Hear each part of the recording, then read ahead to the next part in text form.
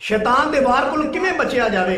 अज मैं ये दसना चाहना वा कि शैतान के वार तो किवें बचना चाहिए। शैतान जिहड़ा इंसान का दुश्मन है, तो जो कोई दुश्मन वार करता है तो अगों कोई ना कोई आदमी जो कोई हथियार होंदा है उहदे वार नूं ढकण वास्ते। अगर कोई आदमी सोटी मारदा है, अगर कोई दुश्मन सोटी मारदा है तो आदमी हथियार के तौर पर अपना हाथ अगे करता है। अगर कोई आदमी छुरी मारदा है तो आदमी हथियार के तौर पर अपना हाथ अगे करता है। यानी कि अगर कोई दुश्मन वार करता है तो अगले बंदे कोई ना कोई हथियार होंदा है उहदे वार नूं रोकण वास्ते। इंजी शैतान जिहड़ा इंसान का दुश्मन है भी वार करता है। जो ये मुसलमान से वार करता है तो मुसलमान के कोल केड़ा हथियार होना चाहिए कि ये वार नूं रोकिया जाए। मुसलमान के कोल भी एक हथियार है कि अल्लाह ताला ने दिता है, वो हथियार है जिक्र, अल्लाह का जिक्र। कि जो शैतान हमला करता है इंसान के उत्ते, इंसान नूं चाहिए अल्लाह का जिक्र करे। जो अल्लाह का जिक्र करता है तो इंसान के कोल हथियार है शैतान के हमले तो बचन वास्ते। मिसाल के तौर पर जो कोई फौजी फड़िया जाता है ना, दुश्मन का फौजी फड़िया जाता है, उन्होंने कहते हैं हैंड्स अप, ਉਹਨੂੰ हैंड्स अप करते हैं ताकि अपने हाथ खड़े कर लेंदा है, ताकि पता चल जाए ये हाथ में कोई हथियार तो नहीं, ये हाथ में कोई जवाबी कार्रवाई करने वास्ते कोई औजार तो नहीं। जो उन्होंने हैंड्स अप कर लेंदे ने, ਉਹਦੇ हथ तां खड़े कर लेंदे ने ताकि ये कोई औजार है वो डिग पवे, ये जवाबी कार्रवाई ना कर सके।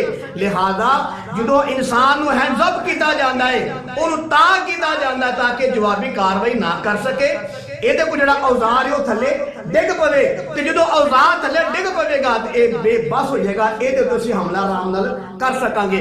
तो इंज जो शैतान है जो इंसान ते वार करता है, सब तो पहला इंसान का हथियार खोंदा है ताकि मुसलमान जिहड़ा है ये मेरे ते हमला ना कर सके, जवाबी कार्रवाई ना कर सके। वो केड़ा हथियार है जो शैतान इंसान को खोंदा है? वो जिक्र है, अल्लाह का जिक्र है। अल्लाह के जिक्र तो इंसान को भुला छड्डदा है। कुरान की आयत है इस्तहवज़ अलैहिम शैतान फअनसाहुम ज़िक्रुल्लाह। फरमाया शैतान है इंसान को अल्लाह की याद तो भुला छड्डदा है। जो शैतान के वार नूं रोकण वास्ते अल्लाह ने अपना जिक्र बनाया है, तो जो जिक्र नूं इंसान भुल जाता है, शैतान भुला छड्डदा है, तो जिहड़ा उहदे कोल हथियार है वो डिग पैंदा है, फिर शैतान का हमला कामयाब हो जाता है। अगर बंदा चाहता है कि शैतान का वार ना चले, असी अपना हथियार इस्तेमाल करिए कि जो भी शैतान रब के जिक्र तो भुलाने की कोशिश करे, समझ जाओ कि शैतान का वार चलता पाया, तो वो वार नूं यानी कि अगों दोबारा हमला करने वास्ते ओदा वार डकण वास्ते की करना चाहिए? मुसलमान नूं रब का जिक्र करना चाहिए। और सब तो बेहतरीन जिक्र की है नमाज है। जो शैतान हमला करता है नमाज अदा करो, नवाफिल पढ़ो। जो बंदा बेनमाजी है वो समझो शैतान के हमले ने। जो बंदा बेनमाजी है, कलमे का जिक्र नहीं करता, दुरूद शरीफ नहीं पढ़ता, यानी नेकी के काम नहीं करता, नमाज नहीं पढ़ता, समझो वो उत्ते शैतान के हमले ने।